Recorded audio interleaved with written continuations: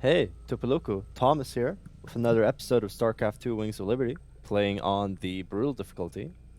Last we left off, we completed the second prophecy mission. We freed some preservers from being sucked dry by some kind of weird Protoss Zerg hybrid, Mar, and we're going to continue on with our little Protoss adventure here. We've completed 2 out of 4 missions. Going to be doing the third one right now. I return to our ruined homeworld of Ire.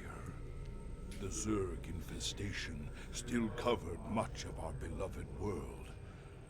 The desiccated remains of the Overmind were still there, a grim reminder of battles lost and battles won. So yeah, the homeworld of Ire. Zeratul actually not from there. He's from the planet Shakura. So basically, Ire had... Well, the Protoss have a religion called the Kala that we'll be talking about more in the Legacy of the Void. And the Dark Templar, they're so special is that they sever their nerve cords. You know, the kind of tail things at the back of the head that the Zealots have. Those are nerve endings, which allow all the Protoss to kind of share their thoughts telepathically. And the Dark Templar basically rejected that religion and severed their nerve cords and had to flee to Shakuras, their own homeworld. So Ire is the main battleground for the Protoss campaign in StarCraft 1. And in Brood War, actually, within the first episode, you escape Ire. They abandon Ire because it's so overrun by Zerg to the Dark Templar world of Shakuras, which is essentially the new capital of the Protoss. And it's actually the first episode of, or the first mission of Wings of Liberty, Legacy of the Void, is reclaiming Ire. So they actually return. But anyway, we're going to be checking out the corpse of the Overmind. I remember the fall of Ire. Don't much like the idea of having to see it all again. Guess there's nothing for it.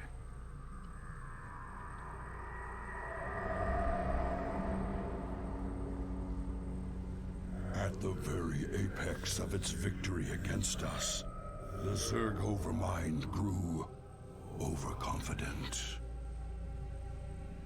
Now, all that was left of the mighty Overmind was a twisted, withered husk.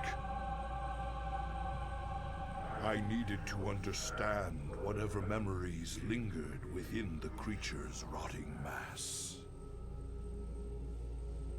Only by making contact with the gargantuan tendrils connected directly to its cortex could I learn its secrets. Yet its countless minions, which seemed to be feeding from its dead husk, would prove somewhat problematic.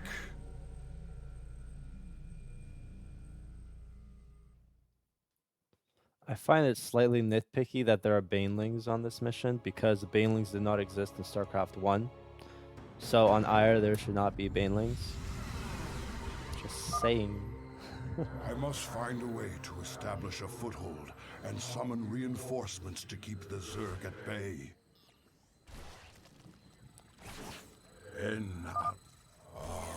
This faithful observer has kept watch since the evacuation. Its abilities will certainly prove useful. I do not know if these units despawn once the you acquire a base. I'm just gonna wipe them out just in case. You address me.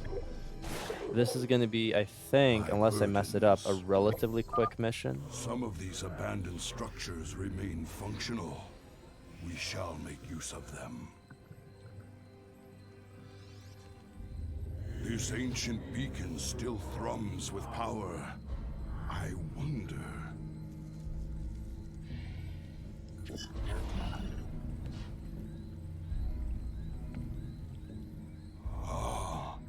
I've heard tales of the mighty colossi sealed away beneath Ire.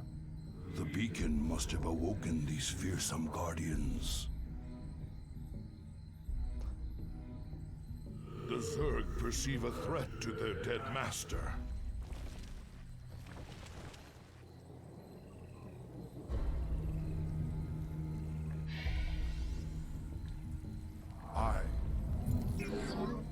You must construct additional pylons. I'm gonna build a pylon right there. The Zerg will keep coming Pylon until right there. we're dead. A pylon right there. I must find the Overmind's cortex and discover what I can from it. Zeratul is gonna mosey on down there. Just hang out. Yeah, okay, so they do actually despawn, so wiping them out is unnecessary. This doesn't make any sense either. The Colossi that are available to, we're immediately gonna get ground attack, weapon upgrades. You address me. Queue a bunch of probes, get a stalker.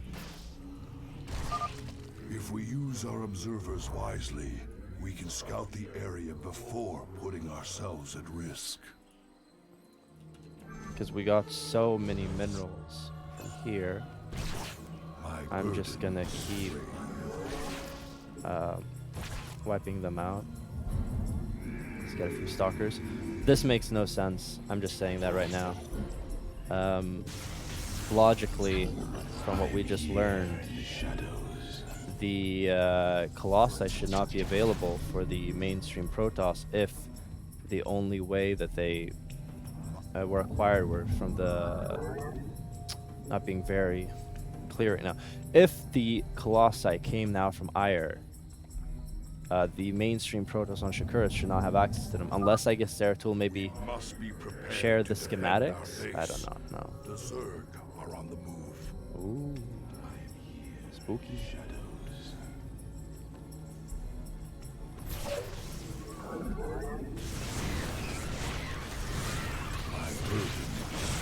There we have the Zerg. Hopefully we can, yeah, good. So we even have a little timer. My allegiance It's cute. is yours. Keep getting more probes.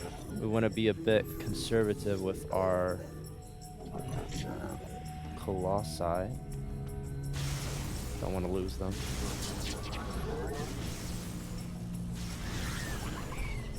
I'm here in the shadows. I think they start with Blink.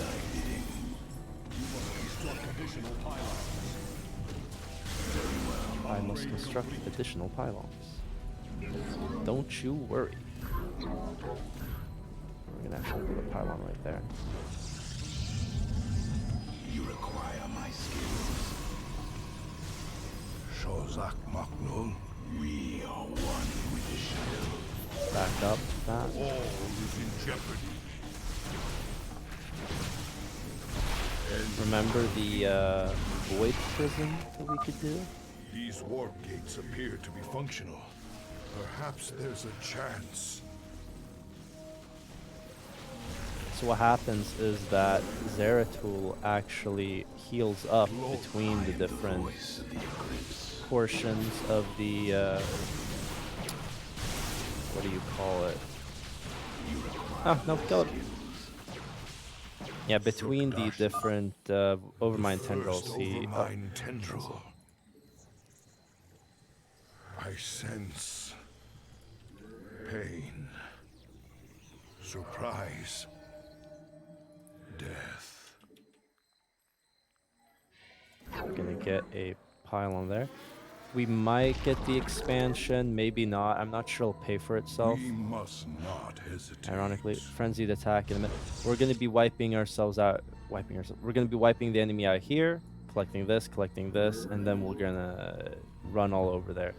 We could go with Zeratul the other way, but I don't want to. It's as simple as that. Higher will be restored. And you know what? We are going to get the next side right here. There we go. We were trapped within the gate's energy matrix when it was deactivated. You have our thanks. You are very welcome. Adun Toridos. I'm here in the shadows. The Zerg seek to overwhelm us. To arms, my brethren.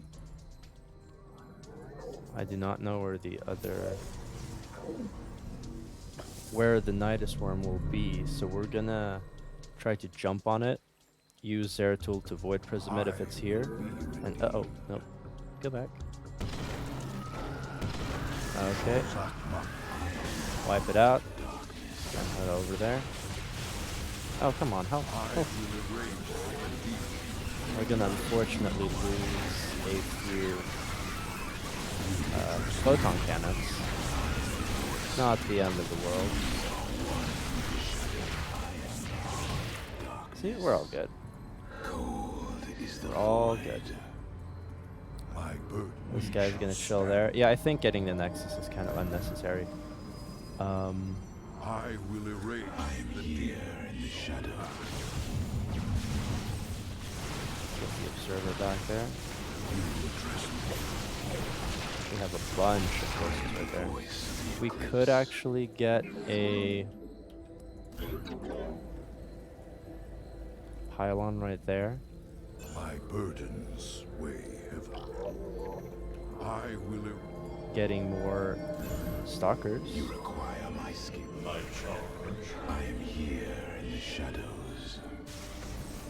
We must I not. think we might have to suffer ourselves through one more frenzied attack, but after that, I think we'll be good.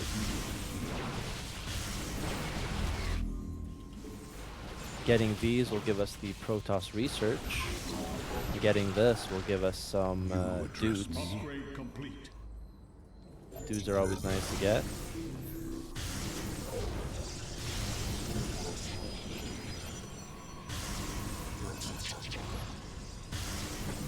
How can you see me up there? Uh oh, Brood Lords. Not good.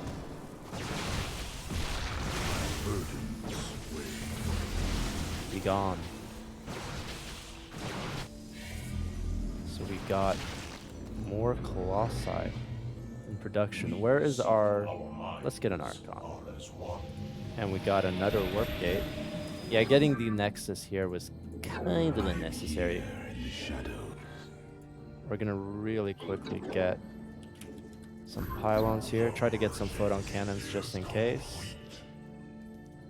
My allegiance. This military force is gonna crush them there. Ceratul's gonna head on over there. It's a shame that we don't have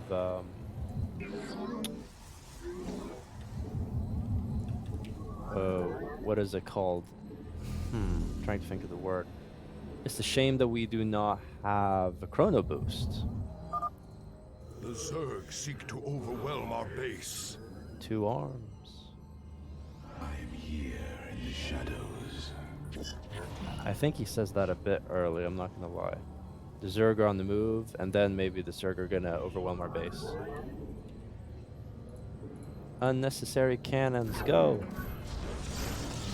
They're not gonna be both the time. Stun that, wipe it out. The demons. State thy bidding.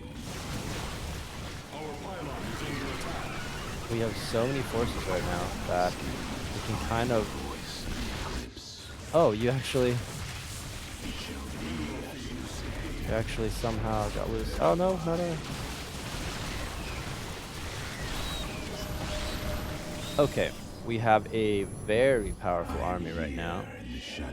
I believe we can handle any challenge there is. So one route, like the speedrun route, is to teleport, to use the Observer and Zeratul to go through the tendrils. You can actually complete this mission in like 6 minutes, or maybe even less. And then with whatever forces you have, you try to clear out some of this stuff, try to reinforce. I think completing it in 10 minutes is very doable. So we're gonna do that.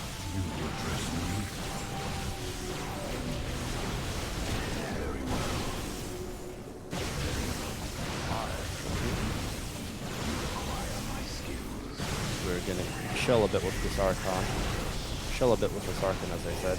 He is a bit vulnerable right now. Mr. Archon, don't die, please. So we just do so much... Oh, he died. We just do so much damage at this point that... Oh, I'm trapped. That we can kind of just ignore the enemy and they move to victory. Second over my tendril, I sense death and joy. It shall be as you say.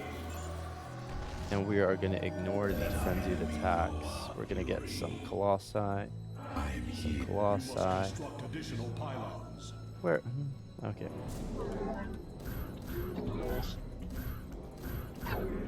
Constructing additional pylons.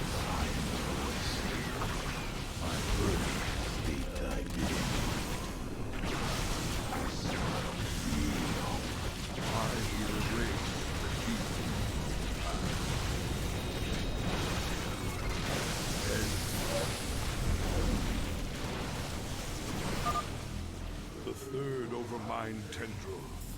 I sense satisfaction in a plan set in motion long ago.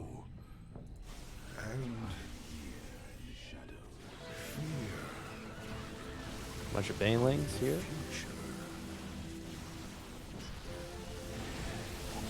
That's a shame, right? But I think we can just kind of YOLO him into the...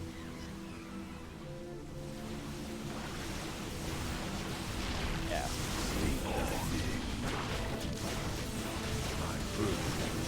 Just ignore that. There we go, see? No problem. I sense an end. I do not remember what the anniversary achievement is. Probably like don't take damage on Zeratul or something like that. We did, unfortunately, but the mastery achievement or the heart achievement is completed within 20 minutes. We got that. Greetings, brother. I speak to you from the beyond. Tacitar. But you died, slaying this cursed Overmind. I have never tasted death, Zeratul, nor shall I. But that is a tale for another time. I have come to tell you of this creature's courage.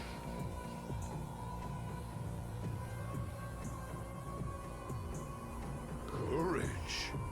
It was an abomination. Not always. The Zerg were altered. A single overriding purpose was forced upon them. The destruction of our people. The Overmind was formed with thought and reason, but not free will. It screamed and raged within the prison of its own mind.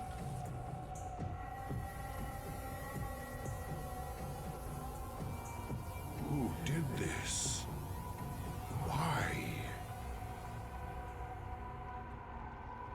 I know not. But the Overmind found a way to resist its all-consuming directive. It created a chance, a hope of salvation. The Queen of Blades. Madness.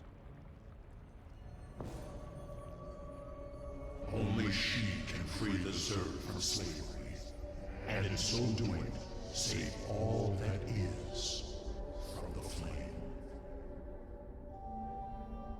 I do not understand, brother. Forget what you know, Zeratul. The Overmind saw a vision. The end of all things. And now, you must see it too.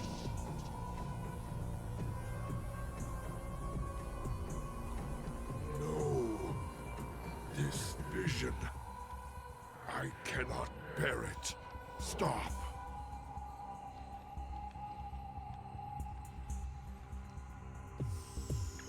So yeah, so this is once again the trope I don't like, the whole prophecy, the chosen one trope with Kerrigan. Also, like, why does the Overmind give a shit that life will cease to exist? Like, he was created apparently by the Dark One to act as a tool, so why would he care? That never really makes sense. I do think it would be cool if this is true to know, like, what would a free Overmind do? Would he just conquer everything? Would he just, you know, take up a planet and create like a super evolved species just for shits and giggles? I mean, he is essentially like a god of the Zerg. He has complete control. Um, I don't know. I feel like it boxes the story in a bit. His motivation is, or its motivation is never really clear in StarCraft 1, but it doesn't really need to be clear. And I think this raises a bunch of questions as well, and it kind of, yeah, well, once again, not a huge fan of this trope, but that's just me. A bunch of highly paid, experienced writers at Blizzard decided this was the course, and you know what? More power to them. You, sir, get a shotgun, bring it home to you.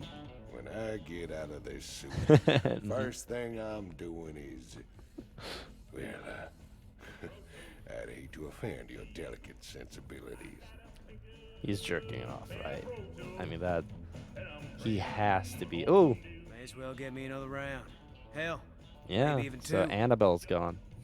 New Folsom, level 800 Elite Tower Chief, and then new Folsom. Oh my god! And the eye gun. You look haunted. You've been seen into the spirit world, and you learned something you don't like. It's Kerrigan. Seems the Overmind made Kerrigan to free the Zerg from something that put him on a collision course with the Protoss. It's all gone wrong. Everything's twisted. And there's something out there that's set to destroy us all. Zerg. Protoss. These are strong recess. How terrible. How powerful is something that plays with their fates? I don't know. I don't like the idea of prophecy, of seeing into the future. I don't like the idea that Kerrigan is a chosen one. I always figured that he just chose Kerrigan as like an experiment, you know, like picking a ghost who is already incredibly powerful psychically and then like elevating that while also elevating the physical abilities of a human to create this, you know, monster essentially as the second in command. And the answer was never really clear either, so I guess being like, oh, I did this to subvert my purpose, you know, is fine. But it's also kind of like, if you don't have free will, how are you able to do this? Or is it you have to complete certain goals, but you do have liberty of getting there at that point? So for example, him putting himself on Ire, he knew he had a high chance of dying, but it wasn't guaranteed, so therefore he could do it. And him creating Kerrigan gives a high chance of Kerrigan saving the universe, but not a guarantee. I don't know. It just raises so many questions. I liked it more when the Zerg just wanted to kill everything. It doesn't have to be that complicated. Nuke Noodles. Call down the flavor. See, there's no explanation for Nuke Noodles. Ooh, there's a prophecy that only these noodles will... Yeah, it's like... What do you have to say for yourself, Ariel? Be careful, Jim. Oh. I think you're losing yourself in that Cool. crystal. Cool. All right. Okay, I may be exceeding the boundaries of good science, since when? But I am now sure that this crystal has some sort of, if not sentience, at least direction. I put a broken nanofabricator in the tank last night, and today it's fixed. And it can accomplish things it shouldn't. If I can reverse engineer this fabricator, I could do amazing things with automated repair, or even near instant manufacturing of advanced AI weaponry. Possibilities are limitless, so this is the science vessel part. On the less upbeat end of things, the energy level stored in the crystal's matrix has not increased at all, despite the fact that the crystal continues to grow, so it must be emitting that energy somewhere. I misread that 4 times. I apologize. Ooh, another Zerg sample? Look at that thing. Look at that thing. Maybe this is what Tychus will do when he doesn't have a suit anymore. He'll go play with this. The sample is trying to escape. Cool. This is more of the thing, right? The monster from the thing. I've detected several new acids in the nutrient solution. Over time, they will crack the tank. I wonder if Commander Raynor can post some Marines down here. No, he'll want to destroy it. I haven't learned. Raynor's reading this is like, what the fuck? I haven't learned everything I can from this thing yet. Breakthrough. I dosed some tissue with concentrated sigma radiation, and it slowed growth and movement severely. It would take a lot of work to safely deploy that much radiation on the battlefield, but it might be worth it. Another breakthrough, and this one scares me. I mapped my way through the DNA of some brain tissue, peering back thousands of years, okay? And I isolated the strain from which the Zerg Overmind was derived. Not enough to clone the Overmind, but I could follow this strand and gain insight into how it controlled the Zerg. And this gives us two very important research. Honestly, oh yeah, this is another thing. Message from the Mobius Foundation. Mr. Raynor, you have obviously, voice cracking like hell, you have obviously reached the limit of what you can learn from the Zerg biosamples. We would be happy to purchase any future samples you find for 10,000 credits per sample. Check this console if you find any further biosamples, and the funds will be instantly wired to your account. Dr. Narud. And we sold credits twice, so 20,000 credits acquired. So basically, there are more Zerg research points in case you miss some, so you can still get 25. Same with Protoss. And once you reach 25, you get 10k per. So it's still worth getting them because you can get armory and weapons upgrades. I do not quite know how much research there is in total. Maybe 35 of each, something like that. So that's, 200k or 150k, something like that. This is the most important upgrade for us in this campaign on Brutal, the Hivemind emulator. So I'm sorry for always talking about StarCraft 1, but this is just, in case if you don't know anything about StarCraft 1, a major plot point is the Side Disruptor, which Mengsk used to destroy Tarzonas. It basically attracts billions of Zergs, makes them go feral and crazy. And that was done like 4 years ago, and none of that technology is being used by the Dominion now, which doesn't make sense. So that was called the Psi Emitter, I think. And the Side Disruptor, this is way more powerful in the old game. They were all destroyed by the way, the ones the Confederacy had, so that's why there aren't any, I guess. But you'd think that they'd be able to build new ones in this 4-year period. I don't know. So this is the one we're not getting, the Side Disruptor. Defensive structure slows movement and attack speed of nearby Zerg, constant effect. Studies conducted by the United Earth Director have shown that concentrated doses of Sigma radiation slow Zerg movement by 50%. The Side Disruptor has been developed to constantly emit Sigma rays and a large area effect, making it an essential base defense when facing a large Zerg force. It's okay, especially for the ground version of the dig. I think it impacts all Zerg, so it's good paired with siege tanks and bunkers, but this is better. Defensive structure can permanently mind control Zerg units, yes please. This emulator can mimic the signals of the now deceased Overmind and bring individual Zerg units under our permanent control. Each conversion taxes the battery heavily though, so a long recharge may be required before the next target can be controlled. I believe it has 400 energy and it costs 150 to take control over your unit, so you can do it twice and then you have to wait. And when you build it, it has 150 energy, something like that. This is really strong. We will be fighting the Zerg on 2, 3. This will only be all that useful on one mission, the All-In, which is a very difficult mission, and is actually going to make that mission way easier. I mean, you can take control of Ultralists and Broodlords. Oh, and side note, controlled Zerg do not cost supply, so you can build 200 supply worth of Terran units, and then mind control 30 Ultralists, and you still only have 200 up to 200 supply. It's broken. We're going to be getting the Science Vessel. Detects cloaked and burrowed enemies, can irradiate enemy units, repairs nearby mechanical units, and it's a detector. Very good. We have created a unique version of the Science Vessel that can perform hull repairs on friendly mechanical units. This version of the Science Vessel can also irradiate individual targets and detect cloaked and burrowed enemy units. So basically, it's the Science Vessel from StarCraft 1, but it also works as a mechanical medic. And it flies. I mean, it could fly back then as well. Very strong, does not exist in the base game. Instead, the Raven, which is from multiplayer, is available as a research, which I think is weird. I'm surprised it's not on in a mission where you get this and then you can unlock the Science Vessel. Because everything else is not part of the base game, but this is part of the multiplayer. It doesn't make any sense. Detects cloaked and burrowed enemies, the same. This one can drop auto turrets. maybe a little bit more useful than Irradiate, but not that much. Can place point defense drones, also a bit useful, but not incredibly so. Can deploy seeker missiles, pretty strong, but I think the heal is way better. And built at the start port, the same. The Raven is an unmanned surveillance drone that can detect cloaked and bird enemy units. The Raven can also serve as a combat engineer by placing auto turrets and point defense drones and firing seeker missiles at strategically vital locations. Cool. I think that was it for... Oh, Swan. You know, I've been watching the logs. Those damn Protoss are still way ahead of us. I can't believe some of the stunts they can pull off. Tell me about it. They've learned some new tricks since the last time we fought. I mean, come on. Since when could they warp in guys just anywhere? I thought they needed some kind of gateway at least. Not just anywhere. They need a pylon or another power source close by. Still, they've been working to improve their tech, just like us. So yeah, I mean, the lore behind the gateways and the stargates is actually that they have the forces somewhere else, and when you train the unit, they're basically just using resources to teleport them from somewhere else. That's the whole idea behind it. And before, you could only build them directly, like the Stargate and robotics facility just builds the unit then and there. Same with the gateway. But as you saw, once I unlocked the warp gate, you can warp them anywhere, and a power source, like a pylon.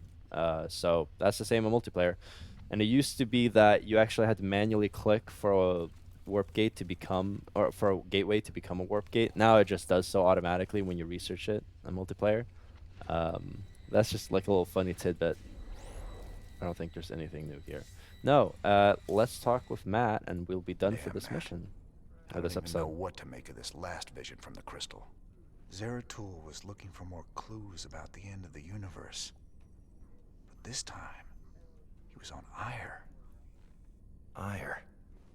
What was he looking for? He was trying to find out why the Overmind made the Queen of Blades in the first place. She's the one that's gonna destroy the universe? No. That's just it. I think she's the only one that can save it. It's kind of like, why? Why? I mean, like, Kerrigan had so many issues, like, so many problems in the first game. Like, she was duped by Tassadar.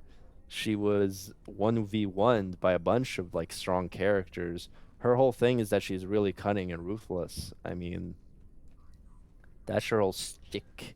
She had problems with the fake Overmind that was created in Brood War, so she's supposed to destroy the universe. And yeah, I know what happens in the prologue. Yeah. She gets infused with a bunch of energy, but I don't know. I don't like it. I don't like it. I think what would have been cool is if the Selnaga was kind of introduced as like a fourth race, like this monstrous creatures who have been corrupted. And Narud is an agent of that, or Duran is his name. Whoopsie, spoilers. I was gonna spoil it in the Mobius Factor anyway, but I think that would have been a bit cooler. Kind of like the Naga in Warcraft 3. Like, they're not a playable faction, but they, like the Xel'Naga used to be benevolent, but the benevolent faction had like a civil war or something with the evil faction, where they just had a civil war, and now the remnants are trying to kind of recreate their empire, and they're using the Protoss and the Zerg as like kind of like a proxy, and the Overmind does not want that. And in that case, like, they're not overpowered like godlike beings, so Kerrigan doesn't have to be Deus Ex Machina Kerrigan. Oh well, it is what it is. Anyway, that was it for this episode of StarCraft 2 Wings of Liberty. I hope you enjoyed, and I'll see you guys next time. Take care.